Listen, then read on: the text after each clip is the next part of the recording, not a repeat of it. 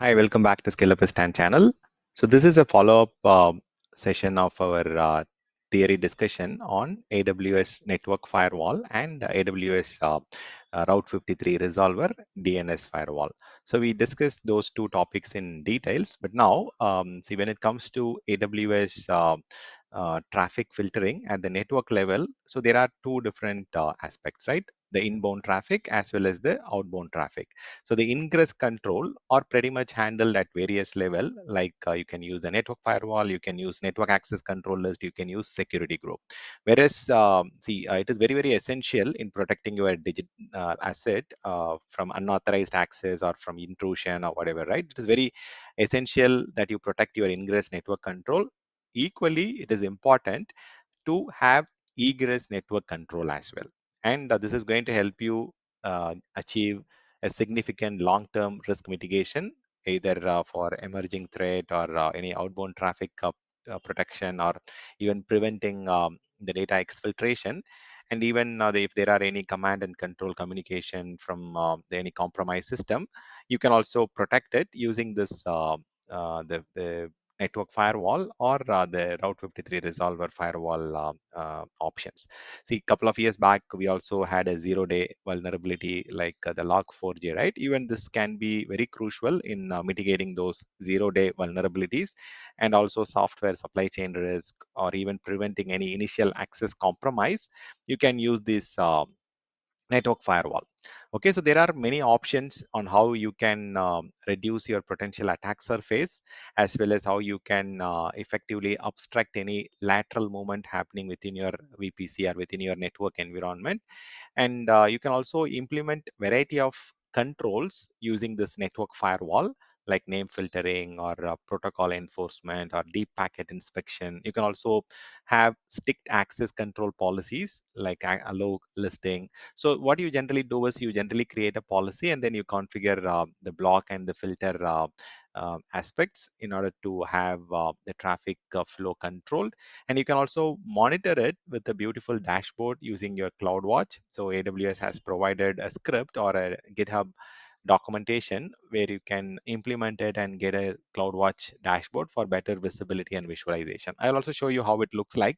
So that way it is useful for you to have it as part of the stuff. See, AWS network firewall, some people assume that it is only for internet facing traffic. No, it's not just for internet facing traffic alone. It can be for all the requests that are entering and leaving your VPC through any gateway. It can be transit gateway, or it can be direct connect, or it can be a site-to-site VPN. So all of these traffic can be routed through AWS network firewall, and you can filter it.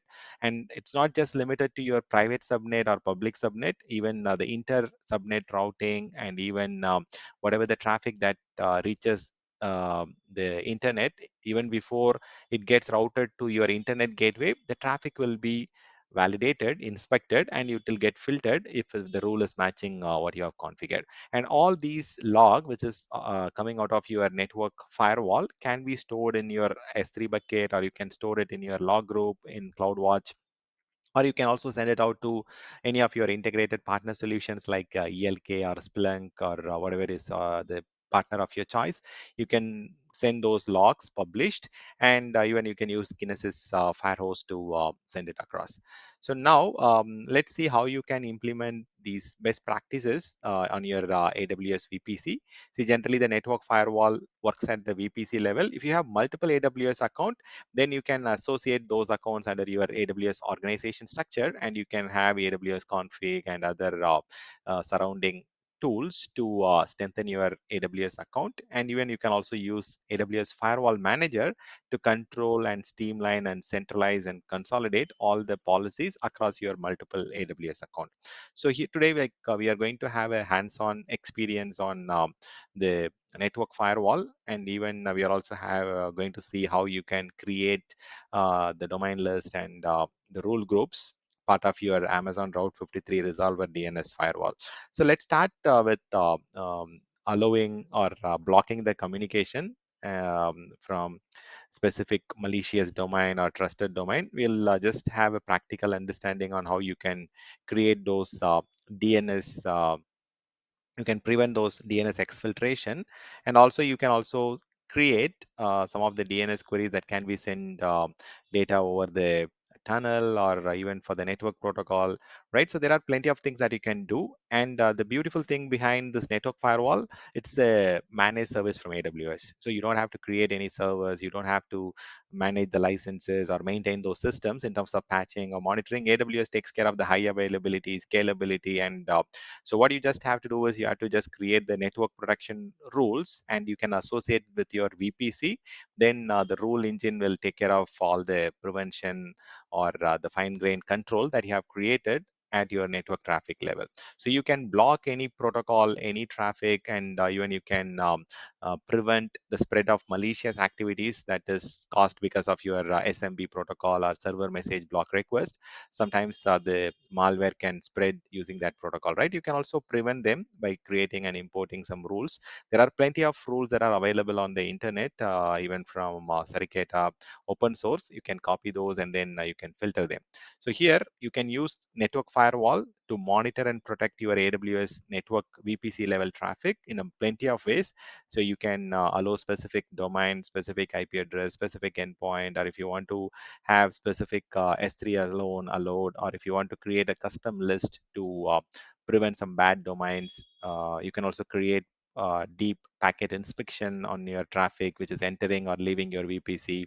And even if you want to have stateful protection of your HTTPS protocol, you can also do that, right? So there are plenty of stuffs, and AWS Firewall Manager, it's going to be a security management service across multiple AWS account, and AWS Network Firewall is at the VPC level or at the AWS level.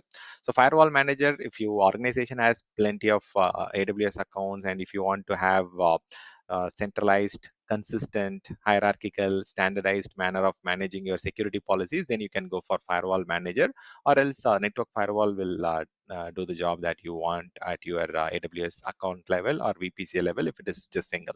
So without any further ado, we'll just get into the environment. I will just quickly explain you what is the setup that we have, and then we will get into the testing.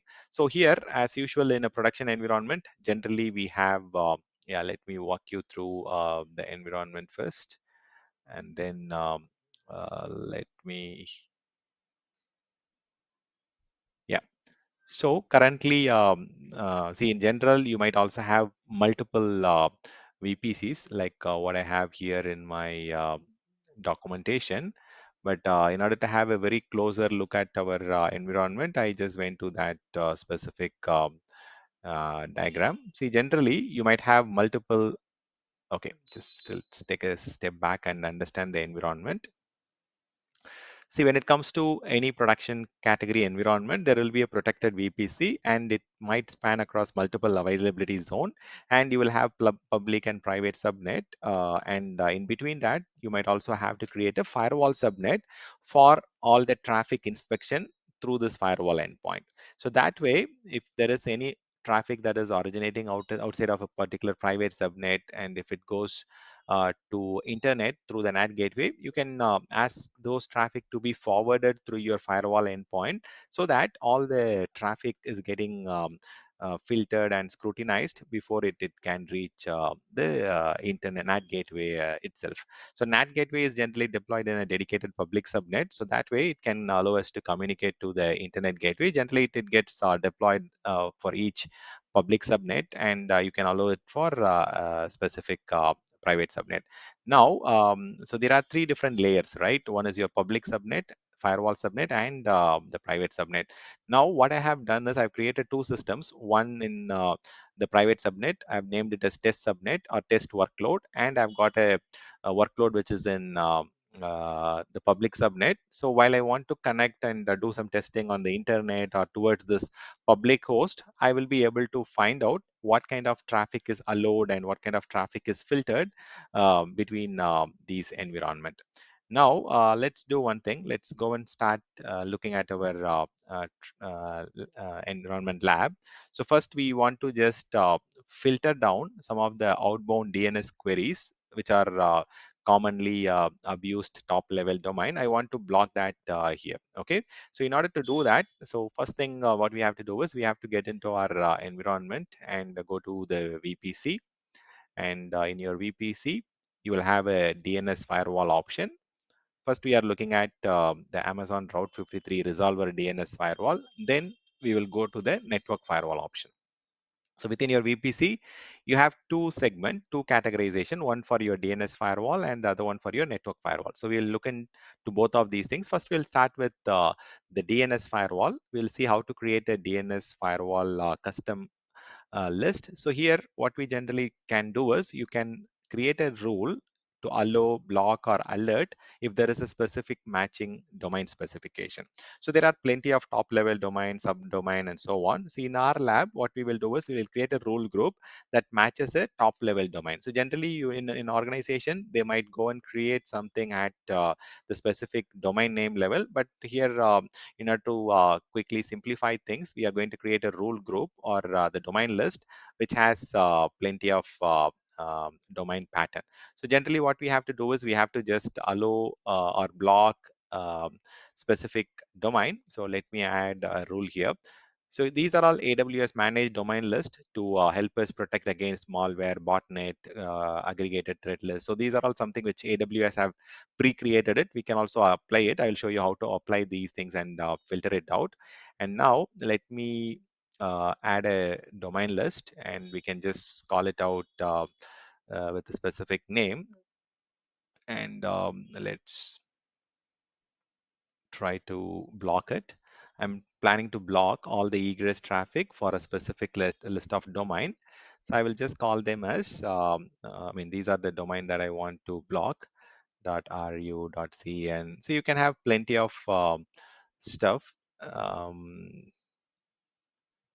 Okay, so wildcard * is a wildcard, which is going to block all the domain under this top level domain. So you can just keep adding as much as you want. Okay, but you have to enter it separately for each domain. You have to have a additional line. You cannot enter one domain per line. That's what is the instructions that we have got. So if you want to protect these top level domains, I'm just adding these entries here. You can just maybe I'll add few more, and then let's save it. So these are the domains which I want to filter down. Okay, so especially I'm going to use .cn, .cf, and so on. So those are the stuffs which has to be mandatorily there, or you can also add whatever additional domain list you want. So I've just added these things. I will use some of these for testing purpose. Okay, so I've created a domain list builder, and this is our customized domain list which I want to block. So once the domain list is created and added, we can just go to the DNS rule firewall groups, and then we can create a set of rules which will help us to allow, deny, or alert if there is a specific match in that particular pattern or DNS rule group. So now let's go and create a DNS rule group, which is just above that domain list. You can create a rule group. So I can just give some specific name. I will just call it as egress workshop rule group. I can just add this, and then now what I have to do is I have to associate this rule group with the specific domain list, as well as I have to uh, then associate it with the VPC. First thing, we have to add the rule. We'll just add the rule first, and then I'll show you how to get them tagged. So now what I'm doing is I'm just associating this rule group with that particular domain list. So blocked domain rule, I'll just go and select the domain which we have created, egress block list. And here is where the trick is. Okay, so what we have to do is we have to block the traffic which are destined to that particular .cn or .cf or those particular top level domain. And see, if you want to get some specific output in a log, or if you want to have customized data as a response, you can go and customize the response here. So here I'm going to anyway block the thing, and while you're blocking it, you can also add additional data, or you can just override and then add custom value here. So what I'm going to do is I'm just going to add some specific value here. I'm going to say DNS firewall block. So this is the output that we are going to get when there is a block that is happening in response to a particular query. So this is something which you are going to see in our CloudWatch log group. I'll show you shortly. And I'm just going to call it as a canonical name. Any rule or any particular request which comes with that particular domain name will be blocked, and you will get a response as DNS firewall block. Okay, now we have added the rule. So once after the rule is added, we have to go and attach it to the specific VPC that you are going to have the egress traffic tested. So go to the associated VPC, and you can just select the specific VPC. So there is one default and another one is the egress which I have created. So I can associate with that egress VPC. Now it is getting updated. So once it is updated, so any traffic originating or any traffic going outside of that VPC, now if it is going to that particular domain, it will get blocked. So I can show you how we can test that. Let me just quickly show you this. Let's go to the test machine.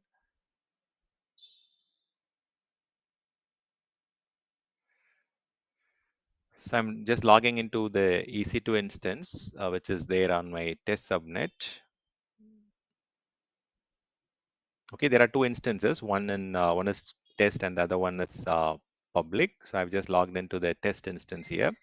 So once I'm logged in, I can just test the egress traffic. This is a script, shell script, which will monitor the traffic. See, now I can see that the resolution of the domains in the abuse top level thing is getting blocked. So earlier it was allowed, and now after we have created that rule group and domain list, now the top uh, level domains which we have added is getting blocked. So any traffic that that is going to go out, which is having the pattern of .cn, .ru, .pw, or .cf, all those domain top level domains will get blocked. So that is what we are going to see in the lab now.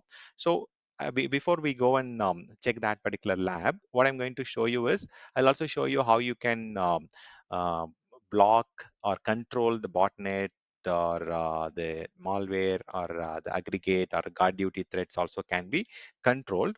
So you can use the AWS managed rule set because those are all already readily available. We can leverage it. I'll just show you how to go and apply or associate those rules in order to protect it. See, there are four categories which we saw in that particular AWS managed rule set.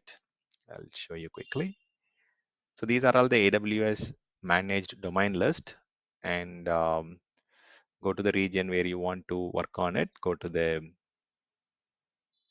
domain list.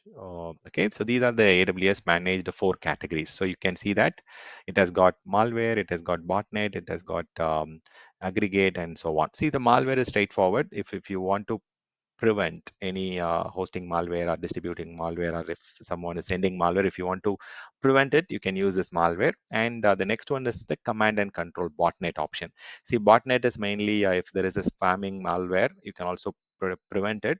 Say on your network, there will be computers which are infected with spamming malware. If you want to have a command and control on those systems, you can enable this one. So aggregate threat list covers multiple things like ransomware, malware, botnets, spyware. So DNS tunneling, or those categories of DNS threat can be blocked if you are selecting this aggregate threat list option. So last one is Amazon Guard Duty threat list. So these are for the domains which are associated with the DNS security threat, like specifically malware, command and control, even Bitcoin or cryptocurrency kind of related activities can be blocked. And mainly, like you might have seen my video about guard duty. If you haven't, just go through that and you will get little more better understanding on how guard duty works. So there is a plenty of managed domain list which are available, and see, these managed domain lists are managed by AWS, and AWS team creates and maintains these domain lists for on our behalf. So we cannot download it, we cannot edit it, or we cannot just view what is configured inside. But now you can be able to enable it and then get the result out of it. So I'll show you how to enable these managed domain rule groups and apply them. So go to the rule group, and then let's create a rule group for the managed domain rules. and we can aggregate them within the same rule group itself. So you don't have to go and have separate stuffs for these things. So let me show you. So within that, I have to go and add the rule like we did for the other one. So now we can just have whatever names one by one. So first thing, I will create a rule for the botnet rule, and then I can just go and select the AWS managed domain list. And here I will just go and select the botnet command and control. So here again, you can just start doing the same thing that we did for earlier. You can just go and block, and you can just have this thing, and then give a similar name like what we have, right? I had earlier, like DNS firewall block, and then you can select the CNAME, and time to live should be fine. So you need to keep adding these rules, and then so let me add all of them. So we have test for all of them, right? So currently, if I test it, it should start allowing this blocking this botnet list now. In the next check, it is getting saved. So I'll add all of them together, so that way you get the outcome. Let me just do it one by one. So once after we add all these protection, right? Botnet we have added, we'll add the malware rule now. And here I will just go and select the malware protection. Malware is this one. And I can just go and block it. And I can just have an override, and then I can just call it as the DNS firewall block. See, these are all the output that you will get in your CloudWatch log.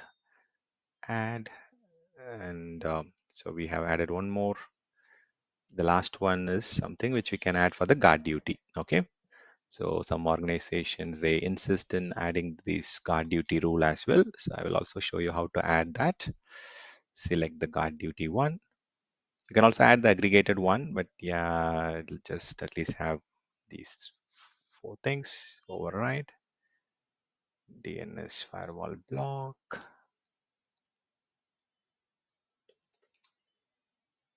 CNAME, add role, done.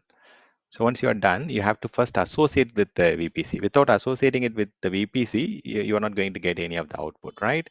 So because your test system sits on your specific VPC, on the egress VPC one. So associated. Now, once the rule is applied, it will take a couple of minutes to apply it. Once it is applied, all the traffic will get blocked now. So now, while this is getting applied, I will also show you one more stuff. So there are uh, query logging option within your AWS. Okay, so I will show you how that works. Okay, so this is still getting updated. So this one should say completed. Then we can move on. See what we have done so far. We have created a DNS firewall rule, which has a domain list for a particular set of top level domain, and we have asked it to be blocked when there is a DNS query coming in. And similarly, we have also enabled botnet, malware, guard duty kind of um, rules blocked for our DNS specific thing. Now I'll show you how to enable the DNS query logging.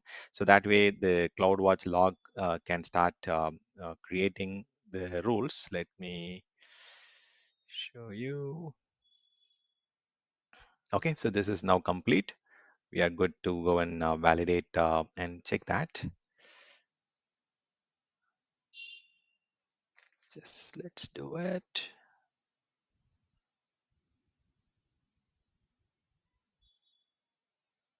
Perfect.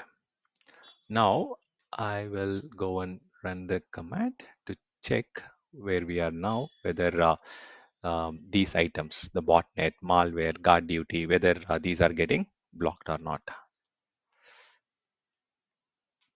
Perfect. So these are all blocked now. Botnet is blocked, malware is blocked, and aggregate is blocked. So we have blocked all four things. First, we have created a custom DNS list where we have blocked top level domains. And I'll show you, right? See, I will run an example. So if I try to do NS lookup for, let's say, google.cn, so it is in our blocked list, right? Not just N, it's google.cn. So it is going to give us an error because it is not going to allow us to create a session to do a DNS query against this particular domain, because this .cn is under the blocked list category. Now, what I can do is, like, in behind the scene, the query logging, the DNS query logging, right? So that will create a CloudWatch log group in our um, so for that, I will have to just enable one more thing. I will show you where exactly this thing has to be enabled. So you have to go to your specific account and go to Route 53. And within your Route 53, you have a new option, or not very new. It has been here for some time now. So here on the left, you have the DNS querying option. So query logging. Okay, so if you start logging this, whatever NS lookup or DNS queries that are going against the external domain, you will start getting those things. So I've enabled the logging. I have configured the query logging for the egress traffic, and it is now getting stored in your CloudWatch log. I can also click here and then directly go to the CloudWatch log group, or else you can just directly go to CloudWatch. Under that, you have a log group, and you can also go and traverse to the specific logs that are going out, like what we have generated now is for google.cn, right? You can also go and search for that. I will also run one more time so that the traffic gets generated for once more. Okay, so here I can go to the specific log stream, let's say this one, and then check whether there is a new log for google.cn. So it will take some time, at least 3 to 4 minutes, for getting this log generated here. So maybe sometimes it might have happened very quick. Fine. Let's give it a couple of minutes and then search in the specific log group. This is where we are looking at egress query logging. So ideally it should come here. Or else what we can do is, there is one more option. If you want to do a quick check on your log, there is a recent option called live tail, where you can keep closely monitoring what are the stuffs that are coming in. Or else one more thing, what you can do is, you can also go to the log insight option, which is a newer one, where you can go and write the query to find out what kind of requests are coming in and what are the requests that are getting blocked. Okay, I'll show you how to write this. So here you can go and choose the log group that you want to search, right? I want to filter it for egress query logging. So here I can just go and change the statement here. So I will show you an example. So DNS analyze. So I can just run the statistics command to find out what is the raw data. So what is the source and destination? Okay, let me paste it.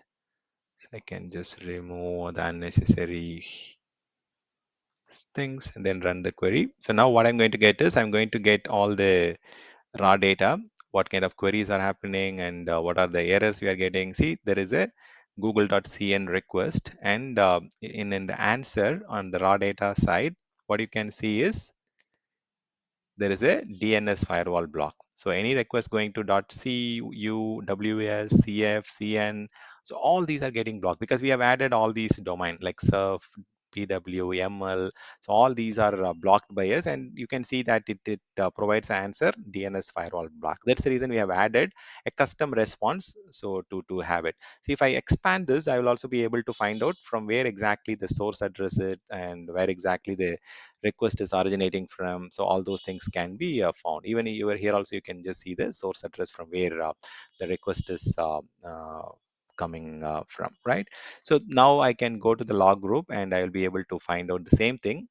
So here, if you want to just do a unique search on your stuff on the login site itself, there is one more command which you can add. Let me show you that example also. So yeah, so if you want to just find out the answers which are with R data block, right? Wherever you have a block category alone, I can also check for that alone. So instead of having the complete data, I can just limit my search to only show the result that are blocked. I can just run the query. Okay, so there is some. Okay, so on the very first line, I have not removed proper this thing. No, I think that line itself is not needed. So this is just to show the blocked request alone, the statistics command to get the outcome of the data, and then when the read data is just DNS firewall block, that alone will be listed here. So we have done some firewall google.cn, right? That was the recent one. And you can see that there is a DNS firewall block as a response. And I can also show you the ifconfig command to show you the source IP address 10.1.1.120.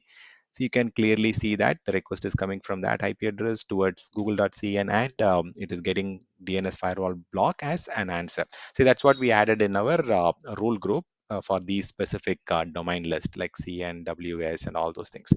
So this is a pretty straightforward thing which you can use for filtering the traffic for your DNS firewall, Route 53 DNS firewall. Now let's move on to the second topic, which is AWS network firewall. See, network firewall is going to be a traffic inspection tool for bad domains, IP address, endpoint. A lot of suspicious traffics can be detected, and it is more of a intrusion prevention as well as intrusion detection thing.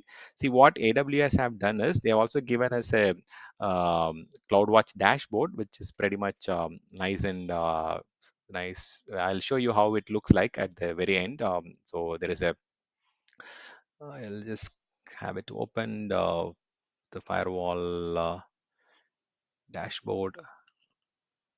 Okay, I'll show you. But yeah, meanwhile, see, AWS has taken Sarikata, which is an open source network intrusion prevention service tool. They have a pretty beautiful standard rule based language for the stateful network traffic inspection. So AWS network firewall, it supports Sarikata version 7, right? And you can enter any stateful rule in Sarikata compatible string. There is a detailed documentation that Sarikata has provided on the online, right? You can also import some open source rule set, or you can also write your own IPS rules using Sarikata rule syntax. So the syntax has to be in that particular format, and that is what is essential. And you can also go and use the network firewall UI to create the rule groups, and you can also create certain rules, and you can write your own syntax. And the syntax will have three important things, right? The rule or the signature will have action. If there is a particular rule that matches something, what kind of action that you want to do, whether you want to block it or allow it, or you want to just log it. And it will also have the header where you will have the protocol defined, IP address, ports, and direction of the rule defined. And the rule option will have the specifics of the rule, right? There are plenty of examples that are there, and I will show you how you can create some firewall rules to allow and filter the traffic. So now I can create an alert. Okay, so let me just go and show you this first. Let me create test egress traffic. See, currently, the traffic is allowed for the 8.8.8 and then DOT, and see, a lot of traffic has been allowed from the system, right? Even it has allowed 443.21, 1389, 8080 port. So we'll see how you can write a Sarikata rule in order to block. See, sometimes these things can um, bypass your Route 53 resolver. The reason is it is going through the IP address directly, and even some of the traffic is going through the direct protocol itself. See, whereas here, see what we have done through DNS firewall control, we have controlled the domain name thing. See, this is where you have to have a clear understanding. See, on the network, see, not all the times DNS is involved, right? But most of the times DNS is involved in the production. See, people access the application through domain name, fully qualified domain name, or host name, or mostly the DNS resolver is involved. But in some cases, if someone is accessing through the IP address or port or a specific protocol, then the DNS firewall might not be fully sufficient in that case. So here, so we will create a rule corresponding to what kind of action we want to take by checking at what kind of header, the port number, the IP address, or the flow, a particular country. The geo IP restriction can also be created using the Sarikata. So Sarikata has got a keyword for each and everything. I will show you how to create a firewall rule, and then I'll also start doing certain things. Okay, so let me go to the firewall settings and then start creating the rules here. Go to your network on your VPC. Go to network firewall, and then within that you have the firewall policy settings rules that we need to create. So here is the firewall. See, DNS firewall is all done. Okay, we just create the domain list and we create a rule group to block malware or botnet or guard duty or specific domain bound queries can be blocked using the DNS firewall. Network firewall is more on the network inspection. So there is already a rule that we just recently created. There is a egress workshop inspection firewall. See, within that, there is a firewall policy settings that you can go and create. See, here is where you go and create all the firewall policy settings. So what there are two different rule groups that you can create: stateful and stateless. See, stateless is very uncommon in your in most of the organization, but stateful is something what generally we created. So let me go and create a stateful thing. I will create a stateful rule group, and here I can just select the Sarikata compatible rule string. So there is a online documentation available from Sarikata where you can go and get those rule string and create rules that matches your requirement. So I will just give it some name, like I'll just say egress block rule for following a strict order. Okay, so I will just keep adding certain rules so that way it blocks the traffic based on a particular order. I can give some quantity of rules that I can accommodate in this rule group. So there is a quantity from 1 to 30,000. I'll just give 100 for now. That is sufficient for our practical today.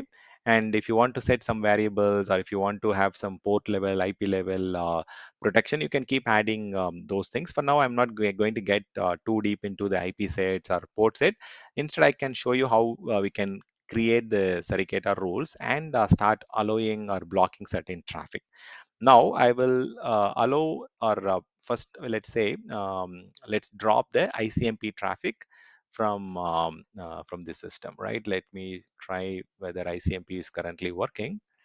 Let me ping, let's say 8.8.8.8.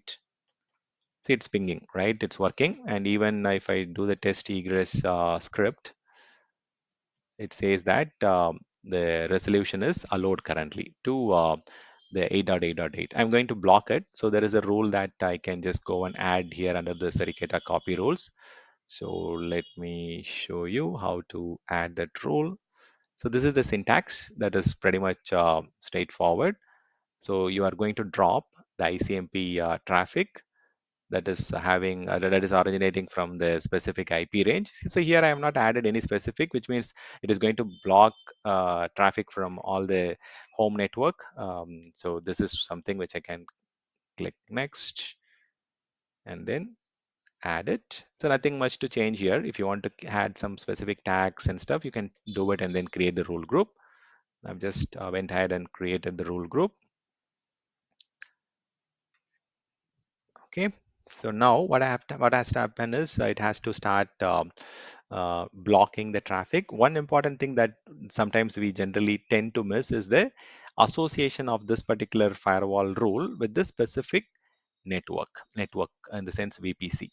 So let's go and check whether this is associated to that particular VPC. Let's just quickly check it out.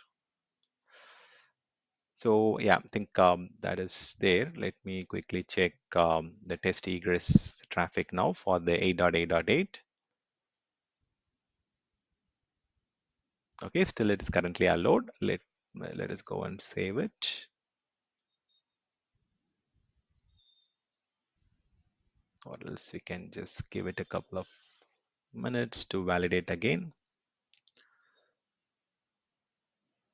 You can go to the rule group and check what we have created now. So you can edit it anytime. So I can also check ping. Earlier it was pinging. Yeah, so it's blocked now, and even the test egress should also show that it is blocked.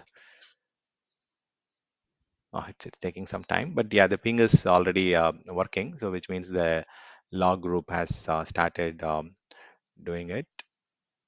So not the domain one, it's just the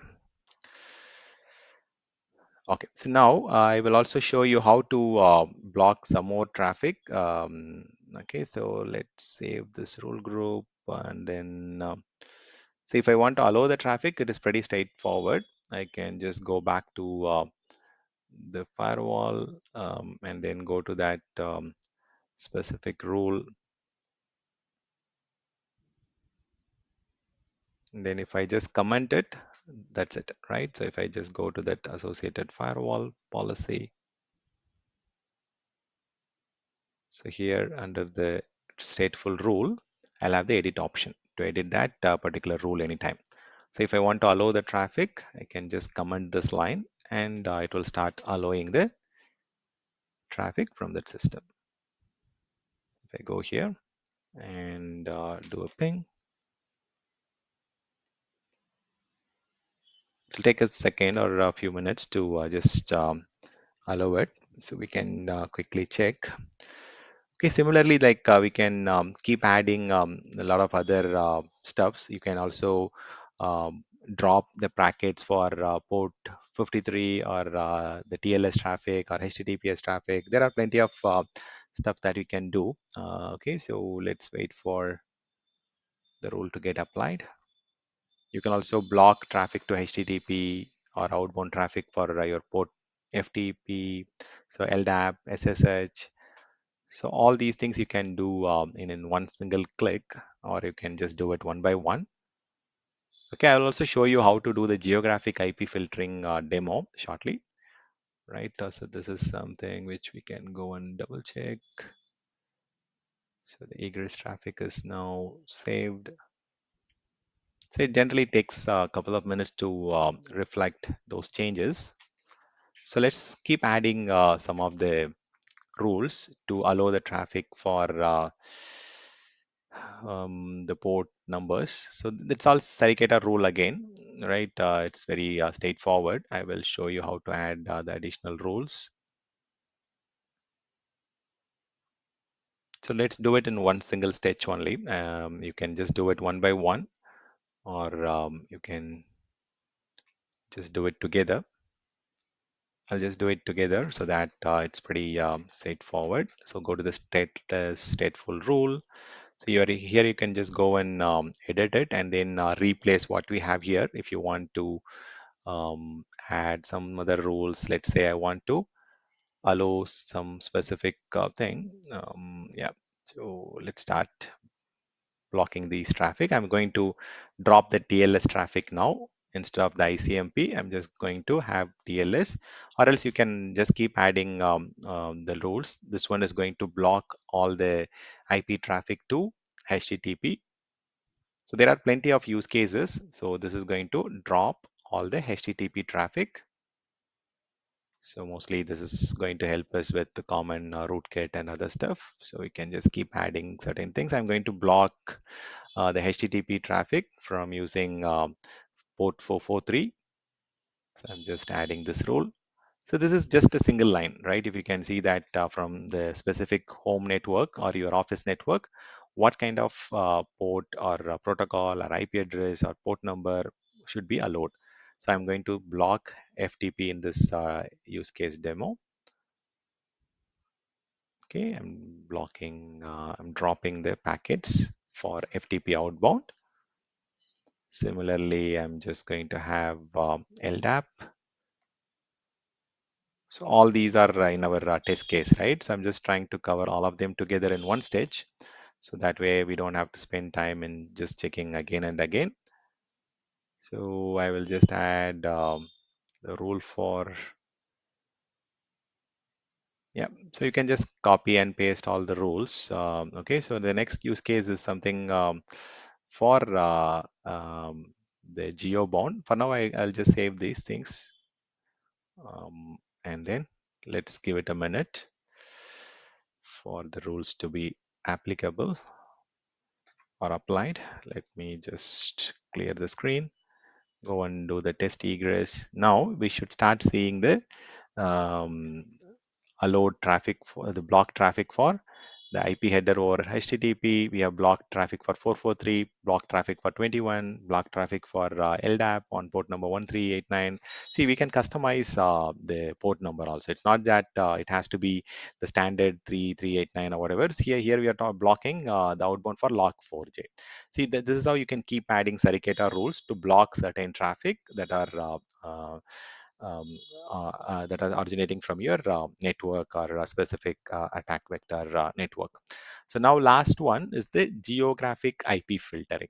So what you can do is already the traffic is filtered from the ITAR restricted countries. There is a rule that is already applied.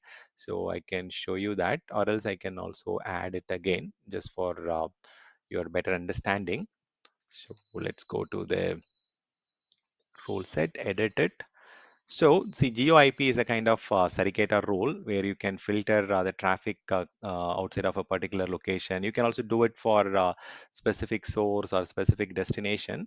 So here, if you look at the rule group, so I want to prevent the traffic coming from the ITAR restricted countries, like these list of countries like CN, CU, CF, and all those things, right? Hong Kong, China, and a lot of different originating countries. So these are the country code where we are not allowing the traffic from the ITAR restricted countries. So these are the blocked GeoIP. So GeoIP is the Sarikata rule that covers all the geographic IP originating from this. And I can also create one more rule, which is going to stop the traffic outside of US and Canada, right? I want to block all the traffic. I want to drop all the IP requests coming out of the countries. So you can block the source as well as you can restrict the traffic going to a particular geographic things. Both of the things you can do. Okay, let me save the rule group. So sometimes you have to open and close it. Sometimes if you keep the screen open for a quite some time, it will throw error. But now, yeah, it has saved it. Now I can just go and do the test egress. Here, it should block the traffic to and from anywhere outside of the US and Canada. So that is the second thing which I've added. So let me check. Now it will check the attack vector. It should be blocked. Perfect. Okay, so it's coming up. Okay, so last one, yeah, it's blocked.